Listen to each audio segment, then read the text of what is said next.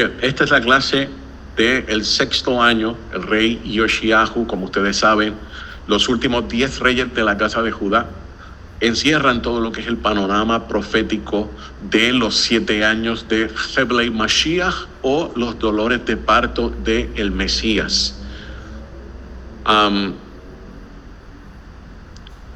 Esto sale básicamente casi textualmente de lo que es Hatikva Ministry, el ministerio Hatikva que dirige nuestro moré Joseph Good. Yo solamente lo que estoy haciendo es traduciendo, haciendo unas adaptaciones y quizás colocando una que otra cosa extra. ¿En qué momento nosotros nos encontramos? Esta es una de las preguntas que todo el mundo me hace. ¿En qué momento nos encontramos? ¿En qué momento tú crees que nosotros estamos? ¿Estamos ya en el tiempo de Heblei Mashiach, los dolores de parto? ¿Cuánto tiempo faltará?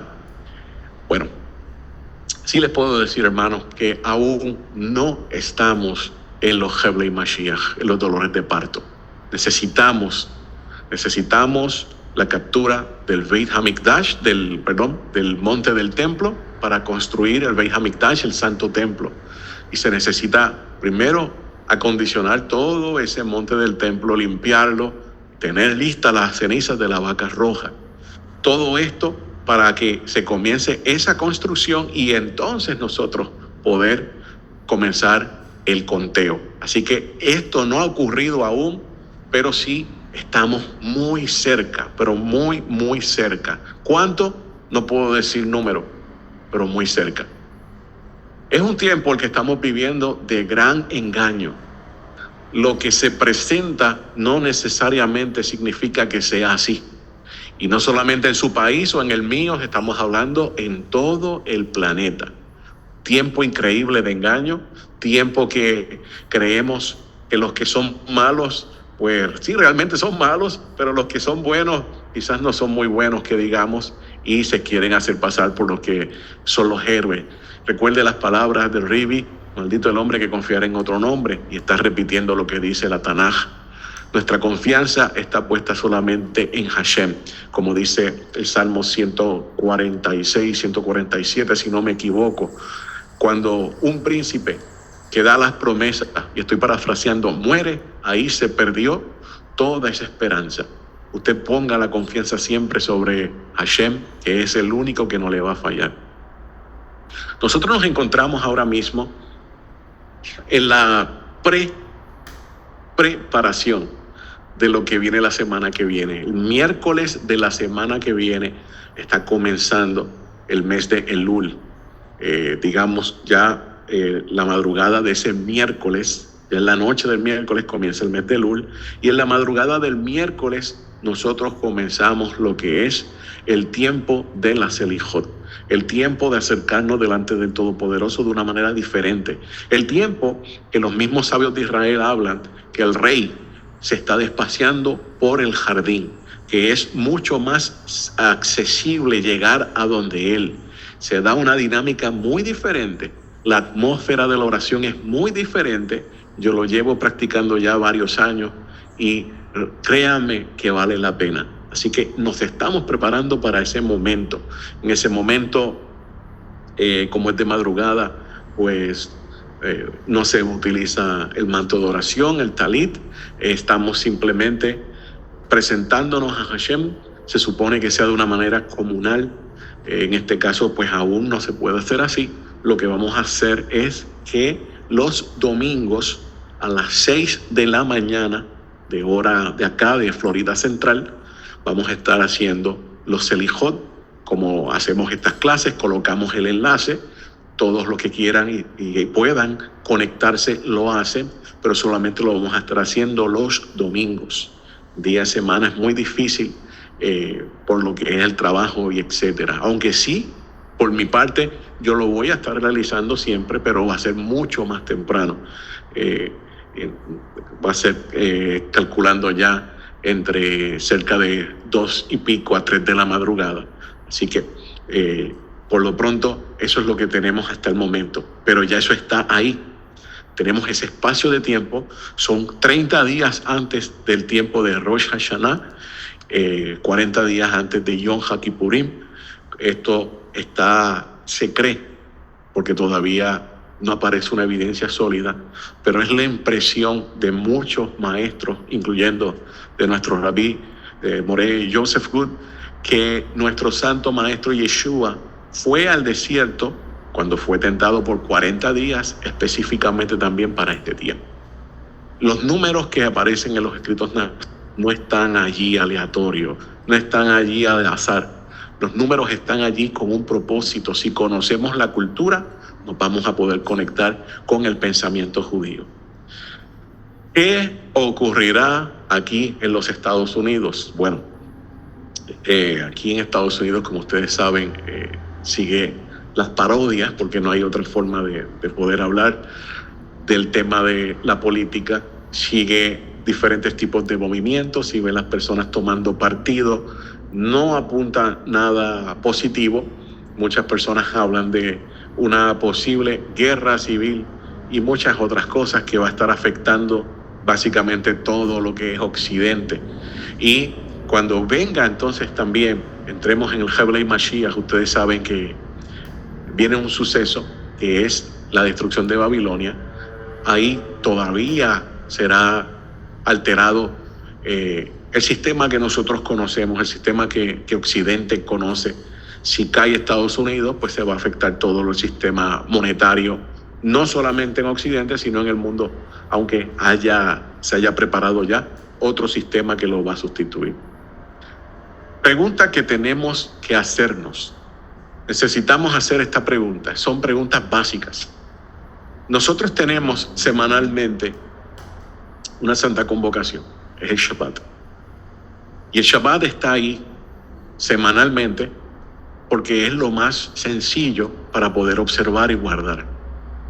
Si podemos dominar el Shabbat, vamos a tener éxito casi seguro con las Moedim, con las fiestas o los festivales, las santas convocaciones que todavía tienen un nivel de santidad mayor, porque lo vamos practicando 4 veces al mes por el Shabbat que tenemos. Ahora bien, esta es la pregunta. ¿Estamos guardando y observando el Shabbat? No es lo mismo. Hay que guardarlo, pero también hay que observarlo. No crea que es como desgraciadamente se ven muchas personas. No trabaja, ok, perfecto, porque está muy claro que no se trabaja. Pero, ¿qué más hacemos? ¿Cómo nosotros vamos delante del Creador? ¿Qué lenguaje estamos utilizando? ¿Estamos santificando realmente el Shabbat? ¿Cómo se santifica? Tenemos 3 santificaciones en el día. Estos son los Kiddush. Uno a la entrada del Shabbat, que se hace exactamente, se comienza a la hora que ya el sol se está poniendo. Segundo Kiddush al mediodía de Shabbat. Y tercer Kiddush a la salida ya de el Shabbat. Semanim, tenemos temporadas, tenemos tiempos precisos para hacer las cosas. Siempre han sido así en lo que tiene que ver con el Creador. Un tiempo en específico, no simplemente el día, estamos hablando de una hora en específica. Yo recuerdo hace muchos años atrás, me extendieron una invitación para recibir Shabbat. Viajé porque eran como 2 horas y media, 3 horas quizás de distancia. Viajé a recibir Shabbat, llegué temprano y recuerdo que la mesa estaba puesta muy bonita. Muchas personas habían sido invitadas. Llegaron unos al frente, otros llegaron un poco más tarde. Pero recuerdo que el anfitrión dijo, vamos a comer primero porque faltan otras personas y luego que comamos, entonces pues hacemos el kiddush, el pan y el vino. Es obvio, como yo era simplemente un invitado, pues yo no me iba a poner a corregir a nadie, pero supone que todo vaya tomado de la mano. Cuando el sol ya está bajando, que lo vemos a cierta altura, vienen las velas significan algo. Después que el sol ya baja y comienza a oscurecer, ahí inmediatamente entra el Kiddush. Ahí entran las palabras exactas donde hacemos la transición de un día regular, de un día profano, al día santo, al día Kadosh del Todopoderoso. Esa verajá, esa oración especial con la bendición que nosotros hacemos delante de Hashem por el fruto de la vid, es la que va a estar marcando ese momento. Y estos simplemente son puntos básicos de cómo nosotros entramos en ese día especial y luego qué vamos a hacer, cómo está el hogar completamente, la preparación que hicimos, si se está manejando esto o algún televisor o computadora o algo así en el día Kadosh. Todo esto tiene que ver con la observancia del Shabbat. Así que mantenga esto en mente, es parte de la introducción, es parte de lo que nosotros debemos siempre estar preguntándonos cómo lo estamos haciendo. Cuando este tiempo es sumamente importante, se está acercando, pero es un tiempo vital, no lo puede ver algo liviano, no lo puede ver como, vamos a decir, sin la importancia que se supone que uno le preste a este día tan especial. ¿Qué nivel personalmente se puede aspirar? Esto lo encontré demasiado interesante. Quiero compartirlo con ustedes antes de comenzar oficialmente con la clase. ¿Cuál es la aspiración que nosotros debemos tener para este tiempo de reflexión, para este tiempo de regresar delante del Todopoderoso, el tiempo de Shuvah? Y estoy parafraseando lo que está escrito. Ya esta información ustedes la tienen en el chat, luego la pueden ver y revisar. Pero es importante que nosotros nos hagamos esta pregunta. ¿Realmente nos estamos viendo como un sadik, como un justo, como en plural sadikims? ¿Nos estamos viendo nosotros quizás que nos parecemos en algo a como fue Abraham y Yitzhak y Jacob? Algunas personas podrán decir, wow, pero es demasiado aspirar a los patriarcas.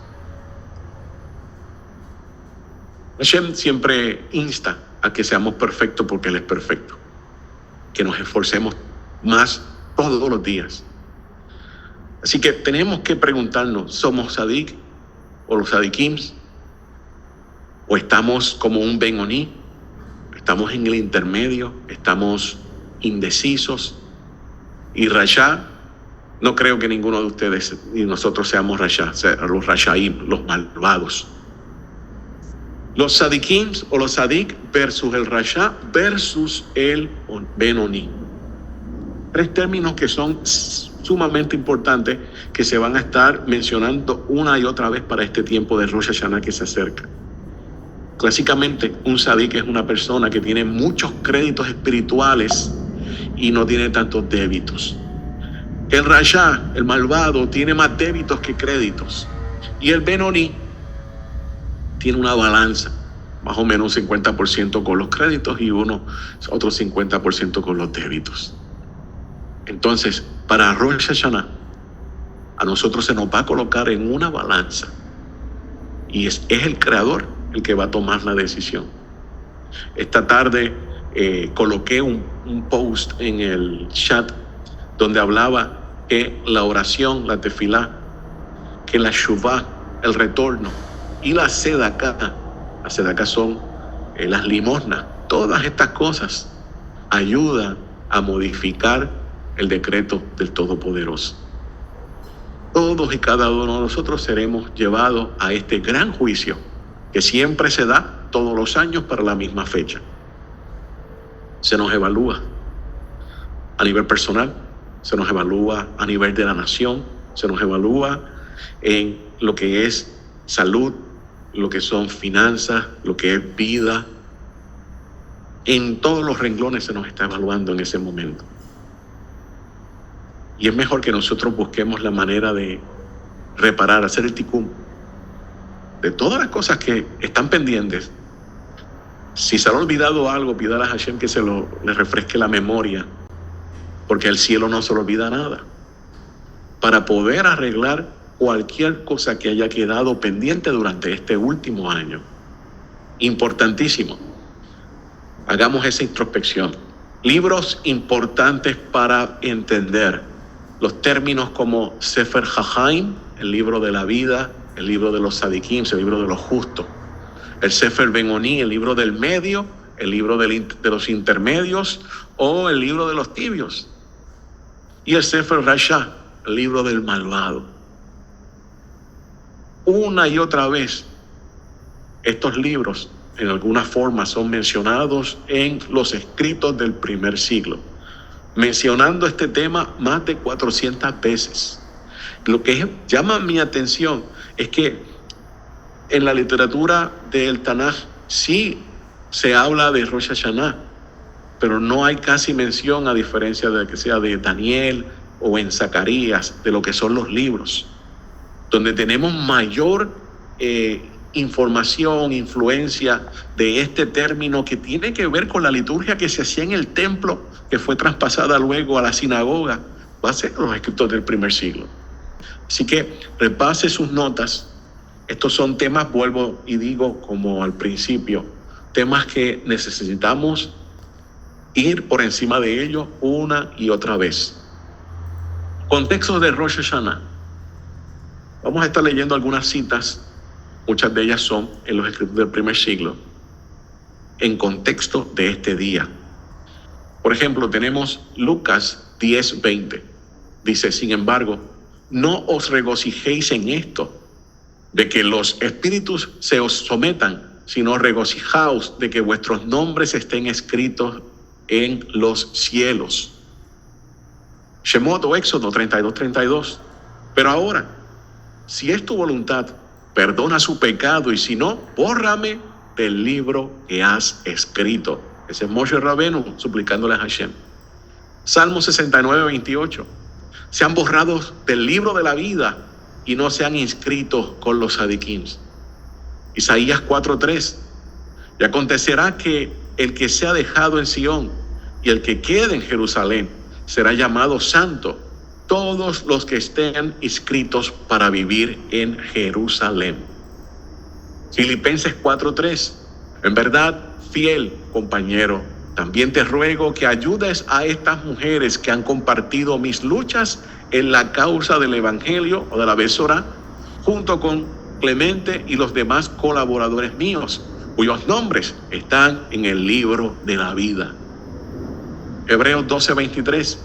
A la Asamblea General de los primogénitos que están inscritos en el cielo, al Elohim, el juez de todos, a los espíritus de los sadikim, hechos ya perfectos.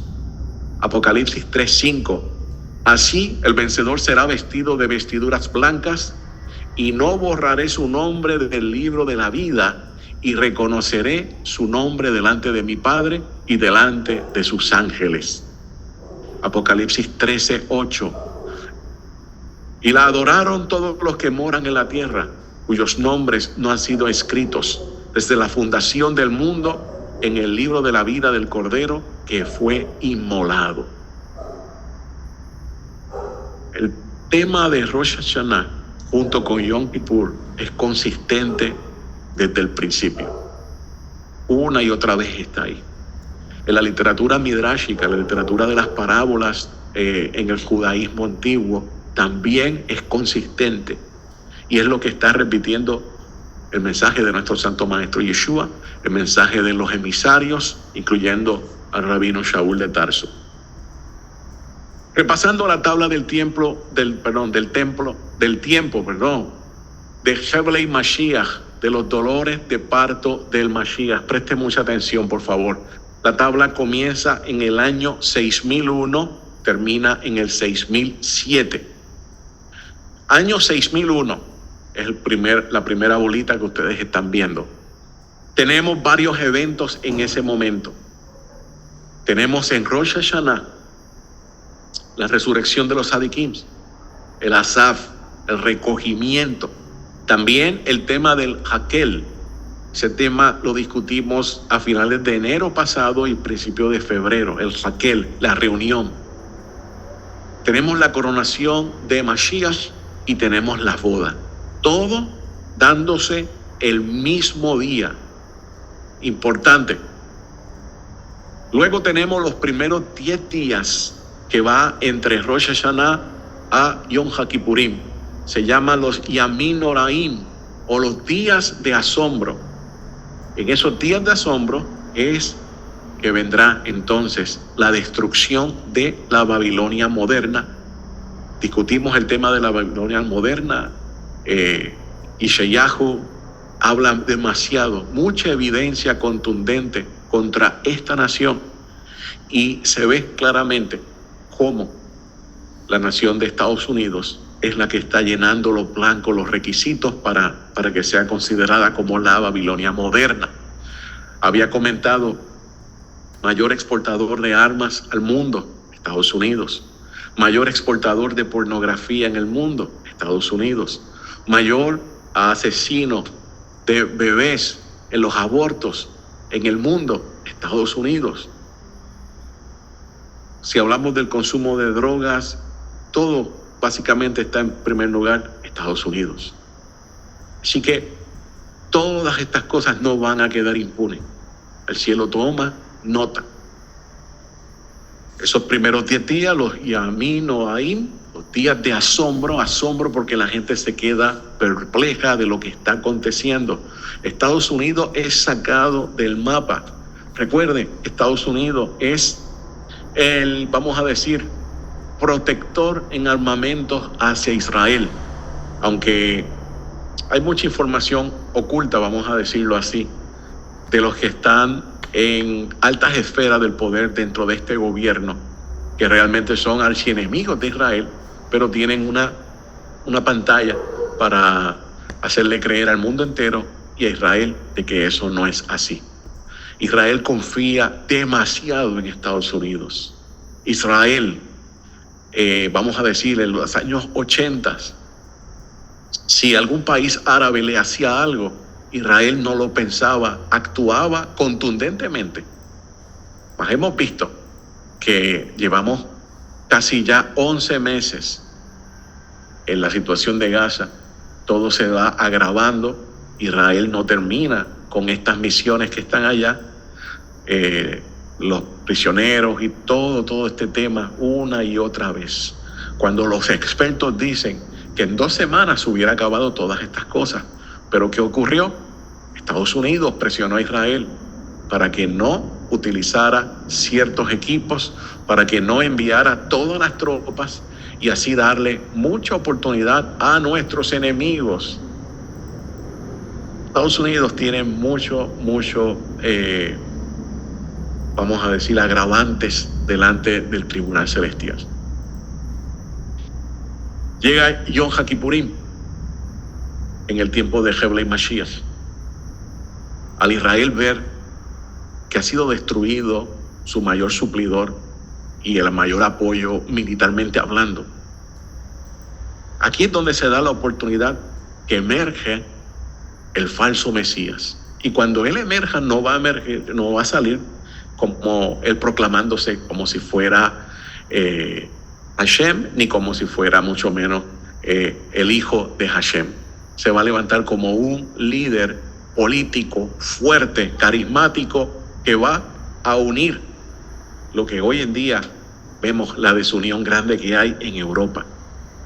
Entonces, él va a salir con un plan para defensa de Israel, defensa militar. Lo que estaba haciendo Estados Unidos, ahora él se lo va a proponer hacerlo con Europa hacia Israel. Israel, volvemos a hablar de que ha dependido demasiado de Estados Unidos, entonces se va a ver forzado por todo lo que está aconteciendo. Recuerden, póngase en el panorama, hágase esta película en su mente, todos los enemigos de Israel. Cuando vean que Estados Unidos es sacado del panorama, como le dice Irán, como le dice todos los proxies de Irán, el gran Satán fue sacado. Ahora ellos van a estar saboreando la victoria, buscando la manera en entrar y aniquilar de una vez y por todas a Israel. Israel en ese momento, esta es la opinión de nuestro Moré Joseph Good, se va a sentar el mismo día de Yom HaKippurim a firmar ese tratado de protección con el falso Mesías y con Europa. En esos momentos, los primeros 2 años, se va a estar dando un sinnúmero de batallas de enemigos árabes, tanto domésticos en Israel como vecinos de Israel, que van a estar tratando de sacar fuera del mapa a Israel. Israel va a comenzar a sufrir más desgaste que lo que estamos viendo al día de hoy. Israel va a estar ganando todas y cada una de estas situaciones. Y ahí es donde la confederación que está en Oriente, la que en los videos le llamamos el Behamot, que es un animal mitológico bíblico, se va a levantar fuertemente y va a comenzar a pelear contra el falso Mesías, el Leviatán y toda la confederación de naciones que está con el falso Mesías. Y en eso van a estar unos 3 años y medio, los primeros 3 años y medio de este tiempo de tribulación, como le llaman en el otro campamento. Y muchas veces va a aparecer que el Behamot, que Gog está ganando. Recuerde que es ejemplificado por el imperio asirio, el imperio antiguo asirio. El Talmud lo compara siempre con Gog y Magog. Y muchas veces va a parecer que ellos están ganando. Hasta que entonces llegamos a lo que es el tercer año. Si se fijan, tenemos el primer año donde ubicamos los eventos de Rosh Hashanah, de la Asaf, la destrucción de Babilonia, falso Mesías. Todo eso está en el primer año con el rey Yotam. Luego tenemos el rey Ahaz. El rey Yotam primeramente es un rey de derecha, un rey pro Torah, un rey pro templo, pero no tiene un gobierno fuerte. Siguiente año se va a levantar este otro gobierno en Israel. Imagino que entonces vendrán unas nuevas elecciones, como hemos visto en estos pasados años. Y el gobierno que se va a levantar va a estar ejemplificado con Ahaz. Ahaz era una persona totalmente de izquierda, totalmente enemigo de las cosas del Todopoderoso. El templo, tiene que tener esto presente siempre, el templo seguirá en función en todo este momento. Pero Ahaz, ese gobierno de izquierda, no quiere saber nada de lo que es religioso, no quiere saber nada de lo que es la Torá. Va a ser reemplazado en el tercer año. Y aquí entra el rey Hizquiyahú. El rey Hizquiyahú lo cubrimos, le dimos bastante fuerte. El rey Hizquiyahú es un prototipo del Mesías. Es un gobierno de derecha, bien pro Torah, un gobierno sólido. Aquí veremos un gabinete completo volteado hacia el Creador, el Todopoderoso. Recuerde que desde el año 6001, se levantaron ya los 2 testigos y están hablando en Israel, están enseñando en todo Israel, específicamente en Jerusalén, enseñando todo lo concerniente con el templo, todo lo concerniente con la halajá, cómo se caminan los mandamientos. Está hablando de todos los detalles de la Torá, está dejando a todo el mundo perplejo, y van a estar así hasta 3 años y medio, hacia el 4.º año específicamente. Luego que se acaba el tercer año y pasemos al 4.º año, entra otro gobierno, tipificado con Menashe. Menashe fue un rasha, fue un malvado. Dice Flavio Josefo que las calles en Jerusalén se tornaron rojas de sangre de tantos sadiquims que mató. Hizo cosas abominables. Luego se volteó hacia el Todopoderoso. Luego Hashem le dio una oportunidad. Eso mismo ocurre en este gobierno, en el 4.º año. Pero, ¿qué más ocurre ahí? Entra lo que es Gog y Magog. Entre ya el tercer año y el 4.º año está entrando Gog y Magog para el tiempo de Rosh Hashanah y Yom HaKippurim. En Yom HaKippurim se cree que es destruido completamente. Bien importante esta parte de la destrucción, porque se destruye ese gran ejército que viene invadiendo. ellos van a tener ciertas victorias en buena parte del territorio de Israel, pero cuando estén a punto de llegar a Jerusalén, Hashem va a intervenir y el pueblo, la nación completa de Israel, se va a voltear a la Torah de Hashem. Se van a convertir en lo que se le llama Shomer Torah, sumamente Torah observante. Estamos hablando de todo lo que es la nación de Israel. Cuando llega este cuarto gobierno, en el cuarto gobierno es que aparece el falso Mesías.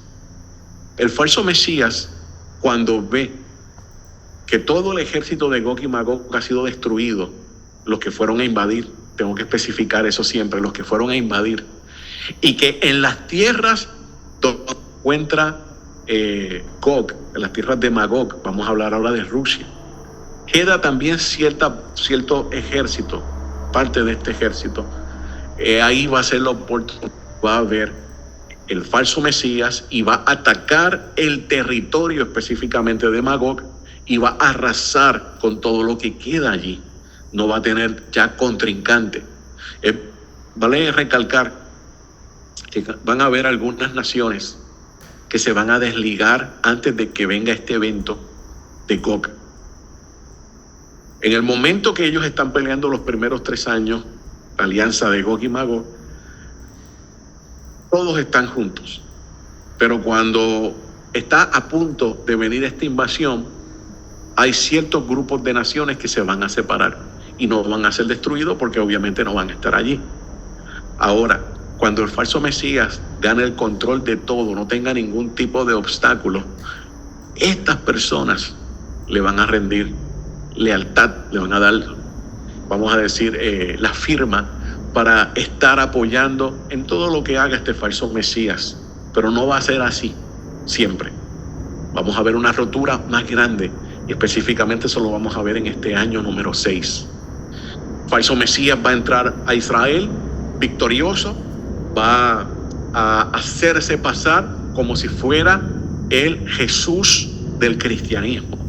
Recuerde siempre que hay una gran diferencia entre quién fue el verdadero Mesías judío, rabino, Yeshua ben Yosef, versus Jesús, el Jesús del cristianismo. También podríamos decir el Isa del Islam y el Yeshu del judaísmo. ¿Quién de esos 4 es verdad? Es el real, es el auténtico, solamente el Rabí Yeshua. Ahora el cristianismo no conoce al Rabí Yeshua. Las raíces hebreas no conocen al Rabí Yeshua porque simplemente le están cambiando. No, ese es Jesús y lo ven como si fuera Jesús. Y mucho menos el judaísmo no conoce quién es el Rabí Yeshua. El Islam, ni hablar.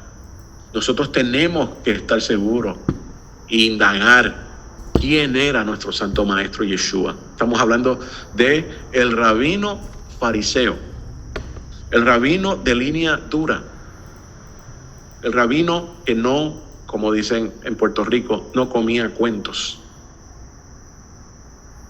No es simplemente que lo veas como hacen muchos memes, toman a el Jesús del cristianismo, le colocan un talit, a veces hasta una kipá. Oh, mira, ese es Yeshua. No, para nada. Entonces, el falso Mesías se va a hacer pasar por el Jesús que el cristianismo conoce. Y muchas personas van a morder el anzuelo. Va a llegar a Jerusalén. El templo está en función.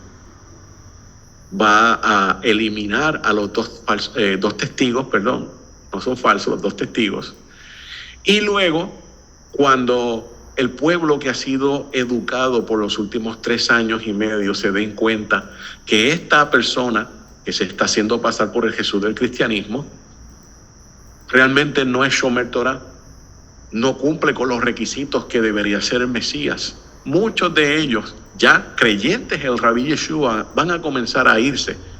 Otros, pues, cuando vean que él no sigue los protocolos que dio Hashem a la hora de entrar en su casa, en el Beit HaMikdash, en el Santo Templo, ahí ellos mismos van a decir, ese no es el Mesías. En la postura que nosotros estamos viendo, no crea que el judío va a aceptar a este falso Mesías. Puede engañar a la población grande, a una población bien grande que es cristiana, que está en Israel. Puede engañar a todos y cada uno de ellos. Pero al judío que es Torah observante, cuando comienza a ver que este no está siguiendo los pasos que dice la misma Torah, a los que fueron expuestos por estos 3 años anteriores con los 2 testigos, no se van a dejar convencer. Entonces ahí vendrá la huida al desierto. Esta huida al desierto, todo el mundo, todos los que ya están movilizándose hacia los diferentes lugares, 8 lugares en específico que están en el desierto, la mayoría en Jordania y otros en Arabia Saudita, entonces tendrán la convicción que ya el Mashiach vino y que era el Rabbi Yeshua. 5º año, Amón, rey malísimo. Así se están poniendo todas las cosas. Tenemos al 6º año, que es el que estamos entrando hoy, Josías, un rey temeroso de Hashem, de derecha. Muere en Megido, lo vamos a ver hoy, a cargo del faraón Neco. Esto aparece en 2 de Reyes 23. Comienzan una serie de batallas importantísimas. La batalla de Megido, que muchas personas, y esto creo que lo mencioné en la clase pasada, muchas personas, porque por causa del cristianismo, creen que Megido o Armagedón es la última batalla final. Y no es así, para nada. En la escatología judía sí es una batalla, pero no es la gran batalla final. La batalla final es la batalla en Jerusalén, la batalla por Jerusalén, que va a estar a cargo de nuestro Mashiach cuando regrese en el año 6007, en el día Yom Kippur como tal. Entonces, después de la batalla de Jerusalén, de Megido, de Armagedón, se van a mover a la batalla de Kerkemish, luego Damasco, luego en Amán, luego bajarán al valle de Arnón, luego a Edom, luego irán por la costa, lo que hoy en día es el norte de Gaza, a las diferentes ciudades que están allí judías, Ashkelon y todas estas ciudades, tomando los territorios para que ya al final, moviéndose al 7º año, entren en Jerusalén. ¿Quiénes son estos ejércitos que están peleando allí? Lo vamos a investigar hoy también, porque para ese momento el falso Mesías está residiendo en Jerusalén con todo lo que le queda a él de ejército. Entonces tenemos otras personas, otros nuevos, vamos a decir, personajes que están llegando y van a estar peleando con el falso Mesías. 7º año, tenemos diferentes reyes. Tenemos Joaquim y Sedaquías, año 6007. Recuerden, el Mashiach llega para el tiempo de Rosh Hashanah al monte Sinaí, como dice Devarim capítulo 33, y de ahí se va a estar moviendo por 10 días recogiendo a todos los judíos y los gentiles que se unieron en ese momento dado, estaban en Israel, que se unieron al pueblo de la casa de Judá, y él va a ir recogiéndolo en todos los lugares donde ellos fueron a esconderse, donde son sustentados, y entre uno de esos lugares estaba Petra. Por 10 días estará haciendo esto hasta llegar entonces a Jerusalén en Yom HaKippurim y comenzar la batalla final, que es la batalla, como dije ya, de Jerusalén. Heble y Mashiach, los dolores de parto, recuerde, la primera mitad de los 3 años y medio, todo se concentra en Israel, con el judío. Luego, los 3 años y medio restantes, los 1260 días, todo va hacia lo que es el planeta, lo que es la dispersión a las naciones, con el Israel que está disperso, con el Israel que en el año 6001 fue encontrado indeciso en el medio, tibio, fue dejado para que ahora se decida si va a ser inscrito en el libro de la vida o va a ser inscrito en el libro de los malvados. Para eso, por favor, si usted se está conectando con nosotros recientemente, vaya a mirar las clases que hemos dado para que pueda conectar todos los puntos. Según nuestro santo maestro Yeshua, estuvo trabajando únicamente en Israel por 3 años y medio, y luego cuando él muere, es resucitado por Hashem, es llevado al cielo. Todo lo que es la Besorá, todo lo que es el mensaje, se expande a todo el resto del planeta. Se sigue el mismo patrón. Entendimiento judío sobre la caída del falso Mesías. Estamos en el año 6, moviéndonos a través del año 6 para el año 7. Encontramos evidencia en Jeremías 46, 24 y 26. Egipto, siempre vincúlelo ahora con lo que es el falso Mesías y su reino. Se avergonzó la hija de Egipto, entregada será en mano del pueblo del norte.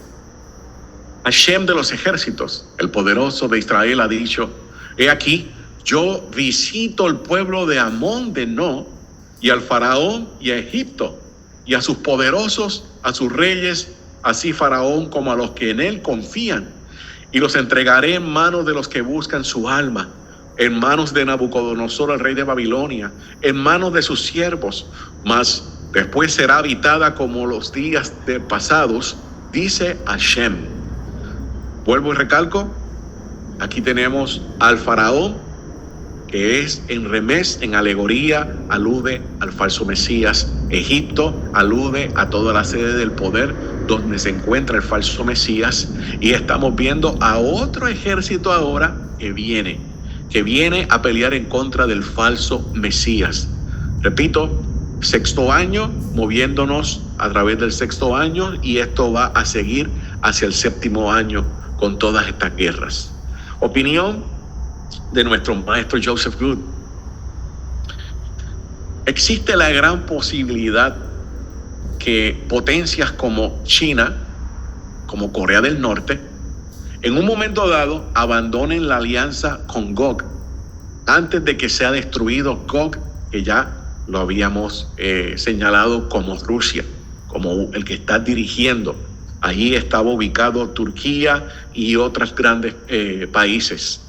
Pero antes de que llegue la invasión final hacia Israel por parte de Gog, entonces, en la opinión de nuestro Moré Joseph Good, China, Corea y quizás alguna otra nación dejan esta alianza.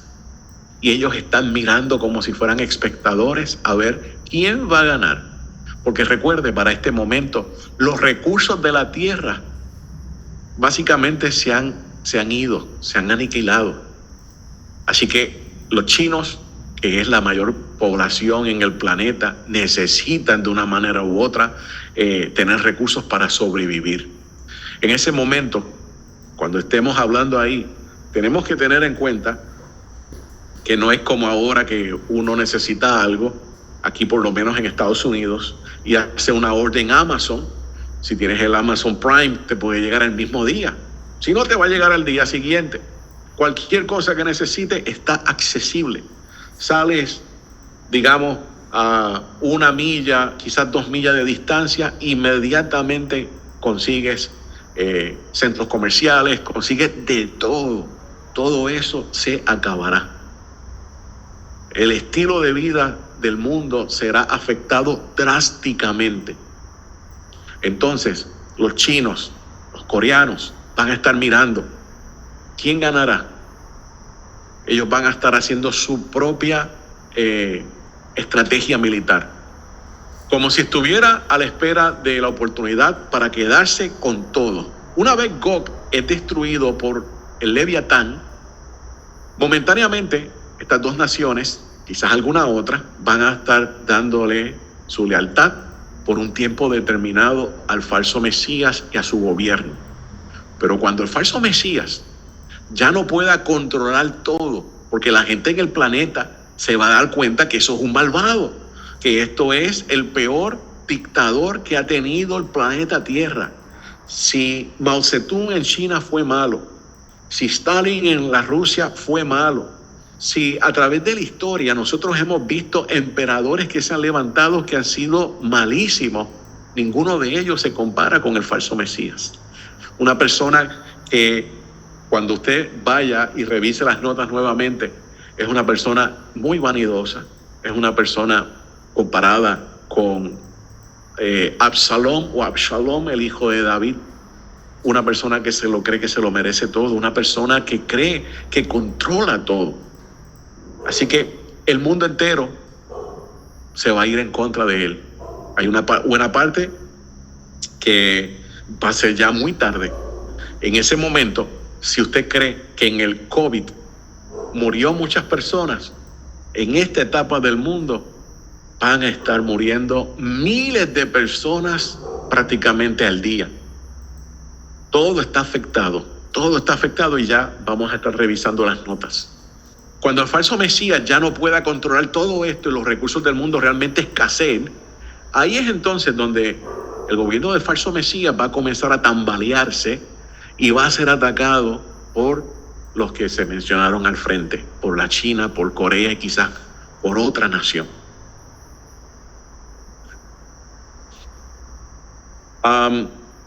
Esto es en Jeremías 46, 27, 28. Y tú no temas, siervo mío Jacob, no desmayes Israel, porque he aquí que yo te salvo de lejos, a tu simiente de la tierra de sus cautivos, y volverá Jacob y descansará y será prosperado, y no habrá quien lo espante. Tú, siervo mío Jacob, no temas, dice Hashem, porque yo estoy contigo, porque haré consumación en todas las naciones a las cuales te habré echado, mas en ti no haré consumación, sino que te castigaré con juicio y no te talaré de todo. Esto es para el Israel que ya se ha convertido en sadiquim, en justos, están en las naciones. Estos son los que serán recogidos en Yom HaKippurim cuando escuchen el cuerno de el Yobel, el anuncio del Yobel. El segundo ángel derramó su copa sobre el mar y este se convirtió en sangre como de muerto. Y murió todo ser vivo que había en el mar. El tercer ángel derramó su copa sobre los ríos y sobre las fuentes de las aguas y se convirtieron en sangre. Y oí el ángel de las aguas que decía: justo eres tú, oh Adonai, el que eras, el santo, porque has juzgado estas cosas. Por cuanto derramaron la sangre de los santos y de los profetas, también tú le has dado de beber sangre, pues lo merecen. También oí a otro que desde el altar decía: ciertamente, Adonai Elohim Todopoderoso, tus juicios son verdaderos y justos. Apocalipsis 16, 3 al 6. Recuerde, mis hermanos, esto es para el sexto año. El cuarto ángel derramó su copa sobre el sol, al cual fue dado quemar a los hombres con fuego. Y los hombres se quemaron con el gran calor y blasfemaron el nombre de Elohim, que tiene poder sobre estas plagas, y no se arrepintieron para darle gloria. Revelaciones o Apocalipsis 16, 8 y 9. El quinto ángel derramó su copa sobre el trono de la bestia, y su reino se cubrió de tinieblas, y mordía de dolor su lengua, y blasfemaron contra Elohim del cielo por sus dolores, por sus úlceras, y no se arrepintieron de sus obras. El sexto ángel derramó su copa sobre el gran río Éufrates, y el agua de ésta se secó, para que estuviese preparado el camino a los reyes del oriente. Comienza a finalizar el sexto año y nos estamos moviendo ya entre el sexto y el séptimo. Estamos moviéndonos llegando a la fecha de Elul del sexto año para entrar en el Rosh Hashanah del año número 7. Vienen los reyes de Oriente, vienen los chinos, vienen los coreanos a enfrentarse a este falso Mesías con todo lo que sucede. Y vi salir de la boca del dragón y de la boca de la bestia y de la boca del falso profeta 3 espíritus inmundos a manera de ranas, pues son espíritus de demonios que hacen señales y van a los reyes de la tierra en todo el mundo para reunirlos a la batalla de aquel gran día de Elohim Todopoderoso. Y aquí, yo vengo como ladrón. Bendecido el que vela y guarda sus ropas, para que no ande desnudo y vea su vergüenza. Y los reunió en el lugar que en hebreo se llama Armegido.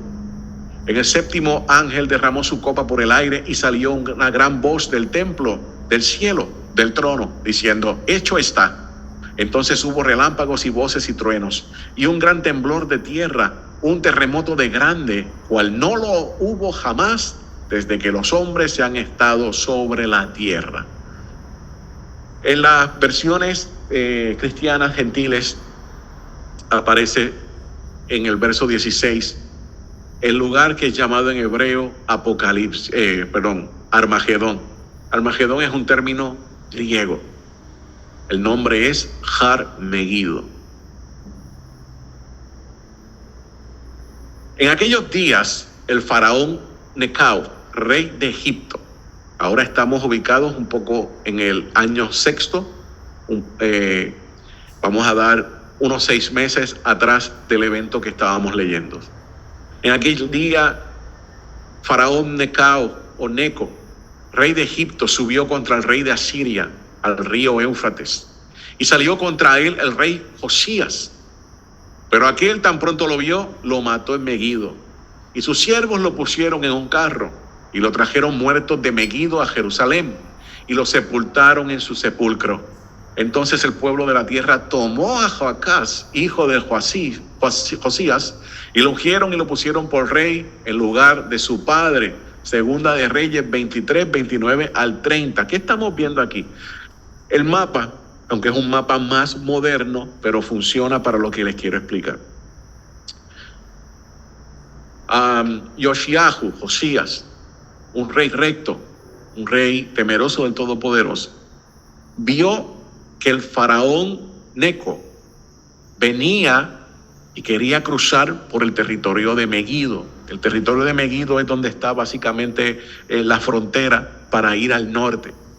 El faraón no viene con la intención de atacar a Israel en ningún momento. El faraón tiene una alianza en ese momento con Carcamish. Carcamish es lo que en el mapa aparece como Sarikamish, que dice 1915-1918, en esa región. Ahí estaba el imperio asirio. El imperio asirio en la antigüedad había sido archienemigo de Egipto, pero ya en este momento de la historia ellos se han unido porque ven una amenaza, y son la amenaza de los babilonios. Los babilonios que van a estar, si ubicáramos el mapa, donde dice Baku, donde está la línea negra, ahí más o menos es donde están los babilonios. Así que la intención del faraón era unirse a los asirios para pelear junto contra Babilonia. Josías le hizo frente en Megido. Desgraciadamente murió en esa batalla, como ya vimos.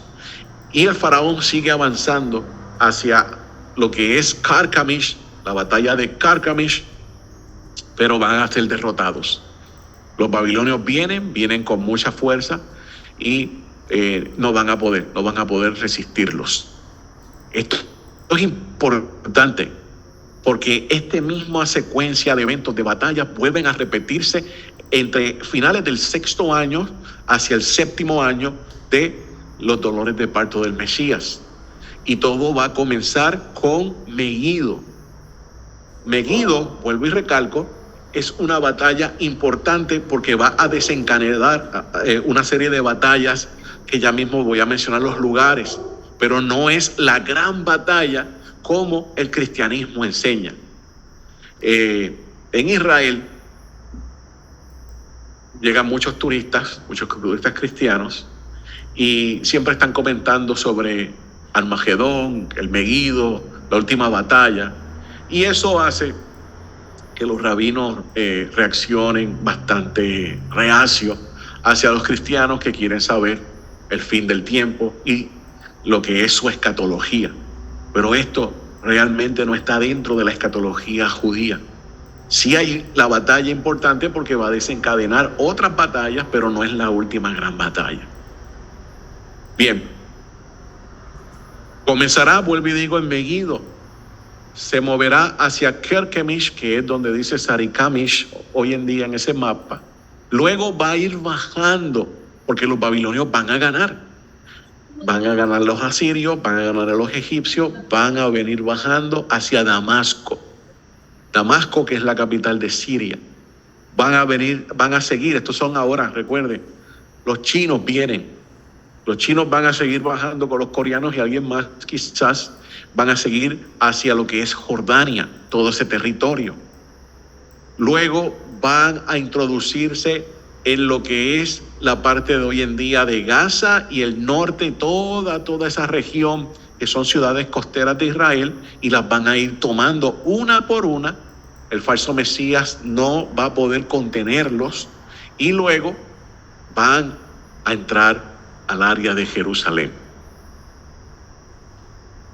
Recapitulando, 3 años y medio de los Hebrei Mashiach, los primeros. El falso Mesías conquista los territorios de Gog y Magog en ese 3 años y medio específicamente. Luego, el falso Mesías traslada todo lo que es la sede de poder a Jerusalén. ¿Por qué? Porque hay una devastación en Europa de índole nuclear y vamos a investigarlo ya en unos pasajes. Luego de esto, los judíos, recuerden, ya no están en Israel, se encuentran en el santuario que Hashem les tiene preparados en el desierto. Israel está invadida por gentiles. Egipto va a ser igual al reino del falso Mesías. El faraón es igual en tipología al falso Mesías. Tanim, este término importante, nosotros encontramos los términos en Shemot de Tanim y Taninim, monstruos marinos o serpiente se dice Nahash, dragón. Y esto lo vamos a ver cuando Moshe se enfrenta a los magos del faraón, donde tira la vara y la vara se convierte en un Tanim, no en Nahash. Y hay algo bien interesante, siempre en las versiones gentiles se traduce como se convirtió en serpiente, pero eso no es lo que dice en el hebreo.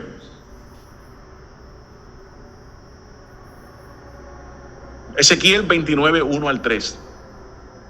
En el año 10, en el mes 10, esto es el tiempo de la cautividad, a los 12 del mes fue a mí palabra de Hashem, diciendo: hijo del hombre, pon tu rostro contra Faraón, rey de Egipto, recuerde, falso Mesías, y profetiza contra él y contra todo Egipto. Habla y di: así ha dicho el soberano de Hashem, he aquí, yo contra ti, Faraón, rey de Egipto, la gran serpiente que yace en medio de sus ríos, la cual dijo: mío es mi río y yo me lo hice.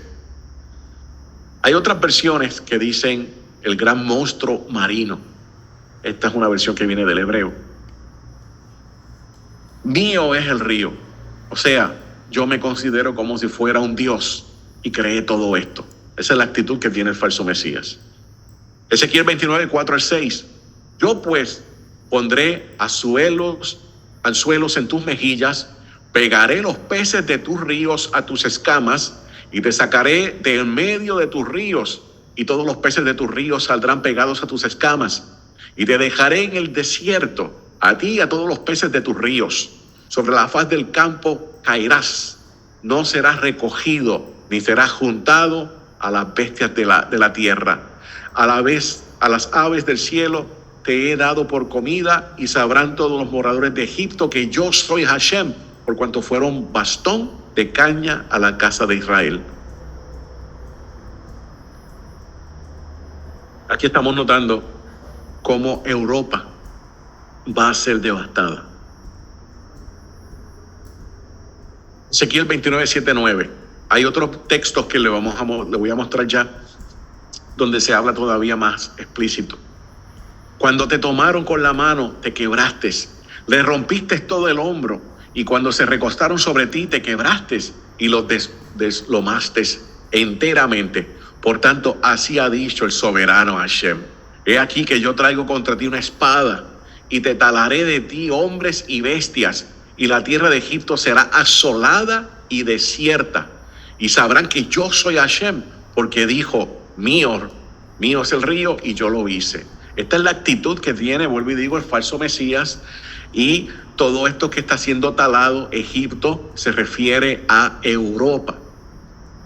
Lean Job, donde está la descripción del Leviatán, que es como si fuera un dragón, donde habla de todas sus escamas, prototipo del falso Mesías.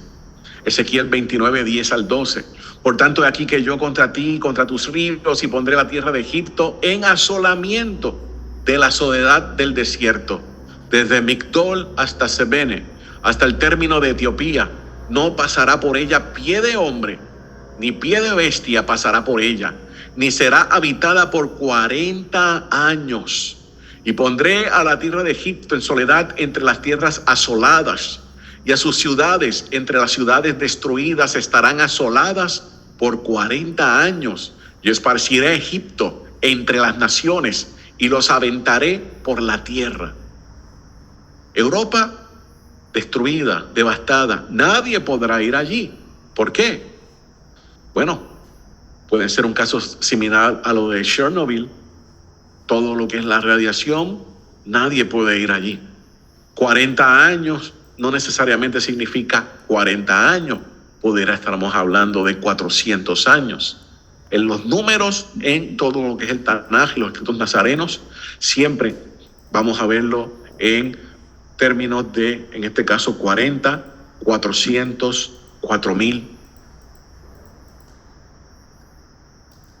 Porque así ha dicho el soberano Hashem: al fin de 40 años juntaré a Egipto de los pueblos entre los cuales fueron esparcidos, y volveré a traer a los cautivos de Egipto, y los regresaré a la tierra de Patros, a la tierra de su habitación, y allí será un reino bajo, en comparación de los otros reinos será humilde.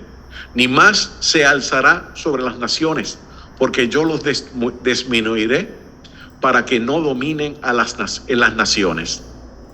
Bien. Cuando entra ya el 7º año, el curso de la tierra continúa. Siguen personas naciendo. Sigue la vida, y todo esto sigue evolucionando. Así que estas personas, ese remanente que queda de Europa, va a tener una oportunidad de pensar. Me imagino que son nuevas generaciones que surgirán de ellos, y de acercarse al Todopoderoso y reconocer que el Todopoderoso estaba envuelto. Como dije al principio, tenemos muchas personas que van a estar muriendo por guerras, por diferentes tipos de enfermedades que van a estar saliendo, pero no va a haber un exterminio total. Así que tenemos a estas personas que Hashem le va a dar una oportunidad, vuelvo y digo, unas generaciones diferentes. Como Europa fue destruido, ahí es donde se va a mover la sede de poder hacia lo que es la Tierra Santa, hacia Jerusalén. Y luego vendrá la invasión de lo que es los chinos y los coreanos. Ezequiel 29, 16 al 18. No será más a la casa de Israel por confianza, que haga acordar el pecado, mirando en pos de ellos, y sabrán que yo soy el soberano Hashem. Aconteció que en el año 27, en el mes primero, al primero del mes, eso es Rosh Hashanah, que fue a mí palabra de Hashem diciendo: hijo de hombre, Nabucodonosor, el rey de Babilonia, hizo a su ejército prestar grandes servicios contra Tiro. Toda cabeza se encalveció y se peló todo hombro, y ni para él ni para su ejército hubo paga de Tiro por el servicio que prestó contra ella. Por tanto, así ha dicho el soberano Hashem: he aquí que yo doy a Nabucodonosor, rey de Babilonia, la tierra de Egipto, y él tomará su multitud y cogerá sus despojos, y arrebatará su presa, y habrá paga para su ejército. Por su trabajo con que sirvió contra ella, le he dado la tierra de Egipto, porque trabajaron por mí, dice el soberano Hashem. En aquel tiempo haré reverdecer el cuerno a la casa de Israel, y te daré apertura de boca en medio de ellos, y sabrán que yo soy Hashem. Bien. En ese tiempo, aquí está mostrándonos ya de cuando llega el Mesías, reverdecer el cuerno de la casa de Israel. Esto es una frase bien importante a través de toda la historia de la casa de Judá. Abajo en las letras, en negrillas, está el texto en hebreo y dice: Vayom Jahu Asmai Kerem Leveit Israel. Bien importante estas palabras que aparecen aquí. A través del Tanakh vamos a encontrar mucho el término que alude a Mashiach. La palabra Atzmiach es reverdecer. Y la raíz de Atzmiach es Semach. Semach es renuevo. Hay una oración que se hace en día de semana en la Midá por el reino de David que se restablezca. Dice: apresúrate a hacer florecer el fruto de tu siervo David. Permite que sea exaltado por tu poder salvador, porque esperamos todo el día por tu salvación. Bendito eres tú, Adonai, el que causa que la salvación florezca. Keren Mashmiach Yeshua, lo que dice en el hebreo. Es importante de que el profeta que está diciendo las palabras de Hashem está hablando que ese cuerno, el cuerno de la casa de David, se va a levantar en ese momento. Séptimo año. Vamos a conectar esto ahora con Zechariah o Zacarías, el papá de Yohanan. Zacarías, el Cohen, ya entrado en edad, porque si ellos podían trabajar 20 años y comenzaban el servicio a los 30 y era considerado una persona mayor, ya tendría que estar entre los 48, 49 años, y eso era considerado algo bien mayor, o sea que yo estuviera siendo considerado también un anciano según lo que veían ellos en aquel momento. Así que vamos a ver lo que él está orando, que tiene que ver exactamente con el mismo lenguaje que aparece en Ezequiel. Un día en que Zacarías, esto es Lucas capítulo 1, un día en que Zacarías, por haber llegado el turno de su grupo, oficiaba como Cohen delante de Elohim. Le tocó en suerte, y según la costumbre del sacerdocio, entrar en el templo de Adonai para quemar incienso. Cuando llegó la hora de ofrecer el incienso, la multitud reunida afuera estaba orando. Recuerden, esta multitud, que son los intercesores de Israel, están orando la Amidá al mismo tiempo que le está orando adentro cuando está quemando el incienso. Ellos conocen cuánto tiempo le va a tomar realizar toda esta oración, porque ellos están haciéndolo a la par. En esto, un malaj de Adonai se apareció a Zacarías a la derecha del altar del incienso. Al verlo, Zacarías se asustó y el temor se apoderó de él. Y el ángel dijo: no tengas miedo, Zacarías, pues ha sido escuchada tu oración. Tu esposa Elizabeth te dará un hijo y le pondrás por nombre Yohanan. Ahora, la oración que le está haciendo no es como se ha interpretado en muchos lugares, orando por tener un hijo. No, le está haciendo la amidad. Pero vamos a investigar en qué bendición él se encuentra de todas las 18 bendiciones que tienen en ese momento.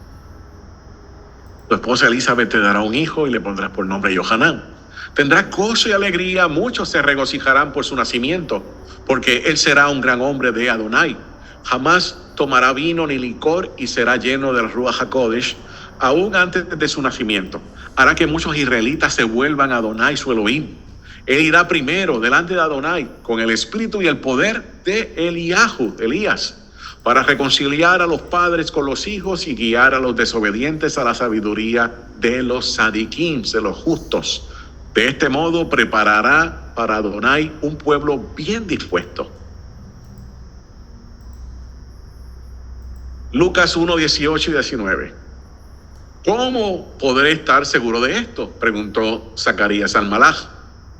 Yo soy anciano, mi esposa también es de edad avanzada.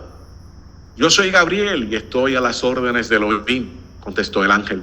He sido enviado para hablar contigo y darte esta buena noticia. Pero como no me creíste en mis palabras, las cuales se cumplirán a su debido tiempo, te vas a quedar mudo. No podrás hablar hasta el día en que todo esto suceda. Mientras tanto, el pueblo estaba esperando a Zacarías y le extrañaba que se demoraba tanto en el templo. Las personas terminaron de hacer la midá. Cuando se terminaba de hacer la midá, ellos veían al Cohen, el cual iba a estar impartiendo la bendición. No salía. Algo había pasado. Cuando al fin salió, no podían hablarles. Así que se dieron cuenta de que allí había tenido una visión. Se podía comunicar solo por señas, pues seguía mudo. Cuando terminaron los días de su servicio, regresó a su casa. Poco después, su esposa Elizabeth quedó embarazada, se mantuvo recluida por 5 meses. Esto, decía ella, es obra de Adonai, que ahora ha mostrado su bondad a quitarme la vergüenza que yo tenía ante los demás. Porque no tener hijos era una situación vergonzosa, era básicamente un estigma. Se consideraba de que si Hashem estaba con uno y tenía bendición, inmediatamente iban a venir los hijos. Lucas 1:59. A los 8 días llevaron a circuncidar al niño. Como querían ponerle el nombre de su padre Zacarías, su madre se opuso. No. Y dijo ella, tiene que llamarse Yohanan. Ahora hago una pausa. En nuestra cultura, la cultura de Israel, cuando nace un varoncito y cuando nace una niña también, no se revela el nombre. En el caso del varón, se espera a la ceremonia del Brit Milá, el pacto de la circuncisión. Y cuando el Moel y la persona que lo está circuncidando va a preguntar, ¿y cómo será llamado este niño? Ahí es que el papá dice a viva voz el nombre del niño. Y todo el mundo se entera, porque está reunido los familiares, de que ese es el nombre que se escogió. Eso al día de hoy todavía impera así. Muy diferente a la cultura occidental, que todavía faltan 7 meses para que nazca la criaturita y ya todo el mundo sabe cómo se llama. Muy diferente. Y dice ella, se va a llamar Yohanan. Pero si nadie en tu familia tiene ese nombre, le dijeron. Entonces le hicieron señas a su padre para saber qué nombre quería ponerle al niño. Él pidió una tablilla en la que escribió, su nombre es Yohanan. Y todos quedaron asombrados. Al instante abrió su boca y desató su lengua. Recuperó el habla y comenzó a alabar a Elohim. Todos los vecinos se llenaron de temor. Por toda la región montañosa de Judea se comentaba lo sucedido. Quienes lo oían se preguntaban, ¿qué llegará a ser este niño?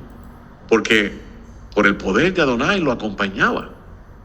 Había una expectación bien grande de que este niño fuera un candidato al Mesías, aunque era de la tribu de Leví.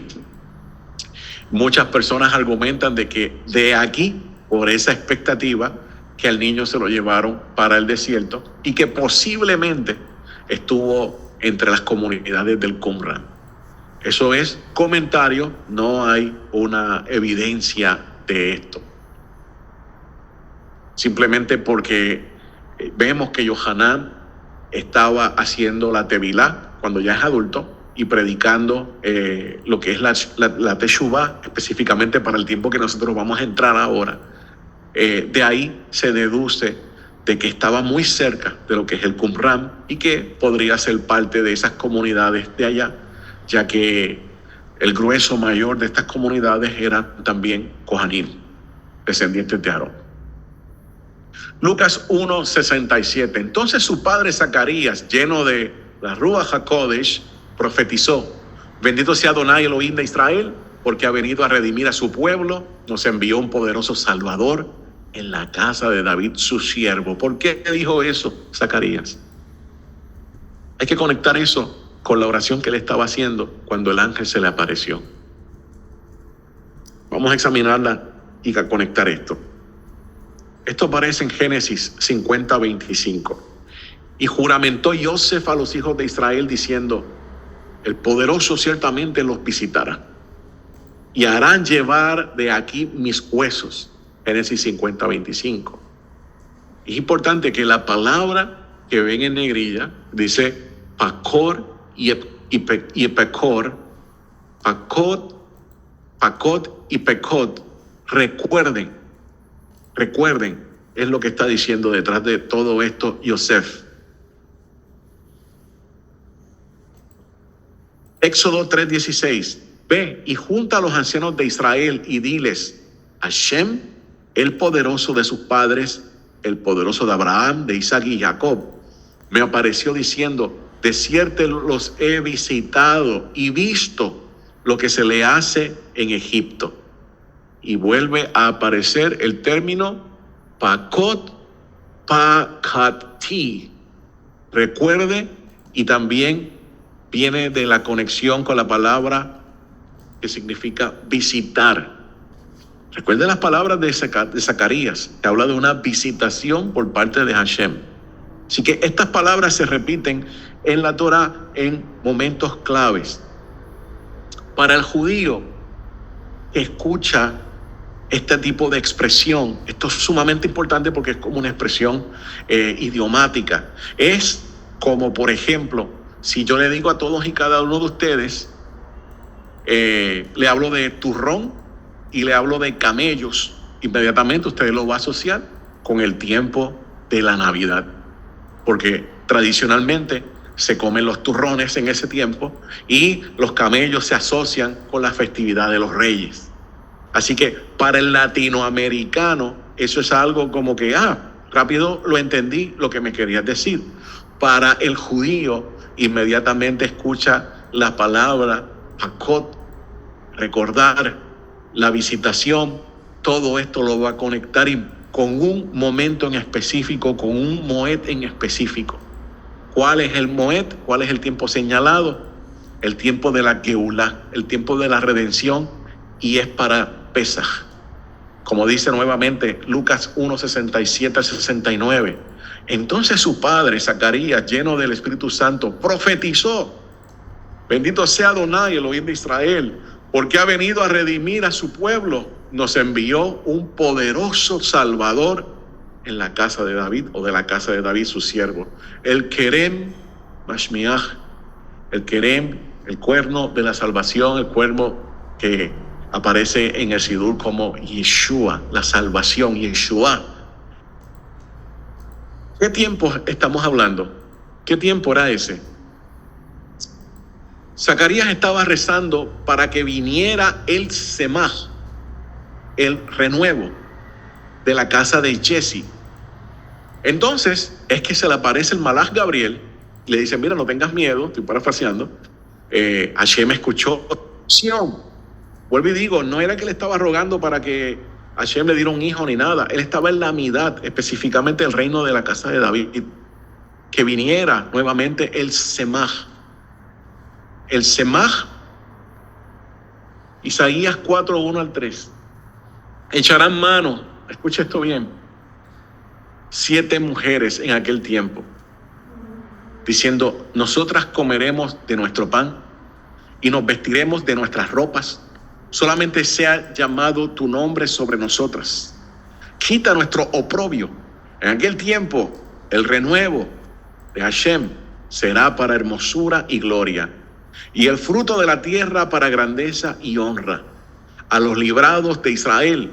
Y acontecerá que en el que quedare en Sión y el que fuere dejado en Jerusalén será llamado santo. Todos los que están en Jerusalén están escritos entre los vivientes. Así que, ¿qué tenemos aquí? Hay una conexión ya, como ustedes se dan cuenta, con el Semaj, con el renuevo, con aquel que estaban esperando, el tiempo de Pesaj, que se alude también a la redención, a la salida de Egipto, todo lo que tiene que ver con libertad, al prototipo de Moshe como Mashiach. Aquí se habla de 7 mujeres que van a estar en un tiempo determinado buscando la protección del Semaj. 7 mujeres. En Génesis, recuerde, Génesis termina con las 70 almas que van desde la tierra de Canaán hasta Egipto. Apocalipsis comienza con las 7 congregaciones que están en la dispersión. Israel siempre es visto en tipología como una mujer. Así que está hablando aquí directamente de Israel buscando la protección del Semaj. Isaías 4 al 6. Cuando Hashem lavare las inmundicias de las hijas de Sión y limpiare la sangre de Jerusalén de en medio de ella, con espíritu de juicio, con espíritu de abrasador, y creará Hashem sobre toda la morada del monte Sión y sobre los lugares de sus convocaciones, nube y oscuridad de día, y de noche resplandor de fuego que eche llamas, porque sobre todo habrá cobertura de gloria, y habrá un cobertizo para sombra contra el calor del día, para acogida y escondedero contra el turbión y contra el aguacero.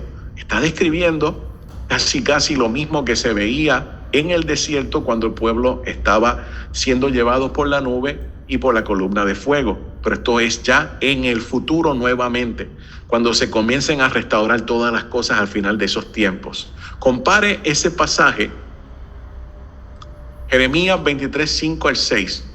Presta atención, por favor. He aquí que vienen los días, dice Hashem. Despertaré a David un renuevo justo, el Semaj, y reinará un rey, el cual será dichoso, y hará juicio y justicia en la tierra. En sus días será salvo Judá, e Israel habitará confiado. Y este será su nombre en el que lo llamarás. Hashem es nuestra justicia. Hashem Tzidkenu. Jeremías 33, 15 al 16.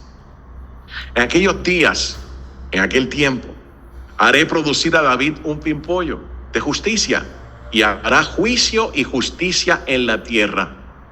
En aquellos días Judá será salvo, y Jerusalén habitará seguramente. Y ella la llamarán Hashem es nuestra justicia. Ok, voy para atrás para ver si ustedes captaron esto.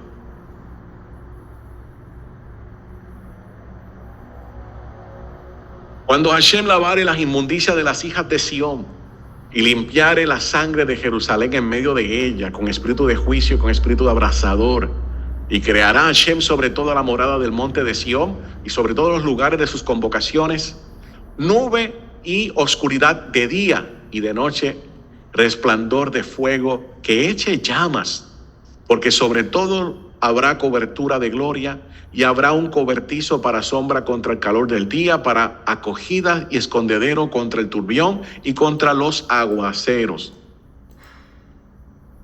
Echarán manos un hombre 7 mujeres en aquel tiempo, diciendo: nosotras comeremos de nuestro pan y nos vestiremos de nuestras ropas, solamente sea llamado tu nombre sobre nosotras. Quita nuestro oprobio. En aquel tiempo el renuevo de Hashem será para la hermosura y gloria, y el fruto de la tierra para grandeza y honra, y a los librados de Israel. Y acontecerá que el que quedare en Sión y el que fue dejado en Jerusalén será llamado santo. Todos los que en Jerusalén están escritos entre los vivientes. Se menciona como él un contexto masculino de los que están en Sión. Y en este pasaje, en letras que sobresalen en el medio, dice: en aquellos días Judá será salvo, Jerusalén habitará seguramente, y ella la llamarán Hashem es nuestra justicia. Él en un pasaje, ella en el otro, con la misma información. ¿Por qué uno masculino y uno femenino?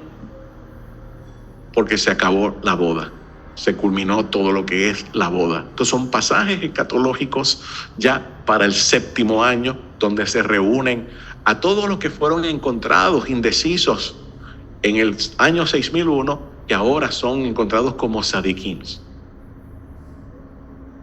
Para culminar, hablando de expresiones idiomáticas, Yeshua cuando se encontró con Natanael o Nataniel. Cuando Yeshua ve a Nataniel, que nunca lo había visto, Nataniel o Natanael, se va a convertir uno de sus estudiantes, le dice: he aquí un verdadero israelita en el cual no hay engaño. Él le responde, Nataniel: ¿de dónde me conoce, Rabí? Y nuestro Rabí Yeshua le dice: te vi debajo de la higuera. Inmediatamente él le contesta, Nataniel: tú eres Mashiach, el hijo del Elohim viviente. ¿Qué ocurrió aquí? Que con este juego de palabras, la actitud de Nataniel cambió asombrosamente, dejó todo y siguió a nuestro santo maestro Yeshua. ¿Por qué Yeshua le dice: este es un verdadero israelita, no hay engaño, yo te vi debajo de la higuera? ¿Qué provocó que Nataniel le contestara como que: wow, tú eres Mashiach, tú eres el que estamos esperando, tú eres el hijo del Ben Adam? Bien, no había engaño en él. ¿Pero por qué debajo de la higuera? ¿Qué ocurrió miles de años antes debajo de una higuera? Bueno, los sabios de Israel comentan que el árbol de la vida era un árbol de higo, o es un árbol de higo, y que todo el evento, porque sabemos que hay dos árboles que están juntos, que la serpiente estaba al lado del árbol también, manipulando a Eva o a Java. Los dos árboles están cercanos, recuerde esto, no lo pierda de perspectiva. Y cuando el Rabí Yeshua le dice: no hay engaño, te vi debajo de la higuera, a diferencia de en aquel momento que se encontraba la que estaba siendo engañada junto a la higuera, junto al Nahash o la serpiente. Estamos hablando ahora de la mentalidad judía desde el principio y cómo muchos de los midrashim, que son parábolas que van corriendo de generación en generación, son parte del entendimiento de todo lo que es el pueblo de Israel. Nehemías 8 habla de que cuando en el Moed de Sukkot estaban leyendo la Torá, ciertos kohanim, ciertos sacerdotes hacían pausas para darle sentido a lo que se estaba leyendo. Y ahí es donde entra la Torá oral, la Torá Shebe'al Peh, donde está la explicación que no aparecía escrita, que muchos siglos más tarde va a aparecer escrita en los Midrashim y va a ser parte de lo que es el Talmud. Esto es vital poder entenderlo para también conocer las palabras de nuestro santo maestro Yeshua, para conocer las palabras que está hablando los emisarios, los sheliachim, los estudiantes de Rabí, incluyendo a Rab Shaul, porque estamos hablando con una audiencia judía, estamos hablando de una cultura que se perdió y ahora nuestra labor es rescatarla y poner en contexto todas y cada una de estas palabras. Así que es importante, familia, que nosotros realmente nos sentemos, que nosotros comencemos a sacar todo lo que está en nuestro sistema que no pertenece a Israel para poder entender todas estas palabras en el contexto de Israel.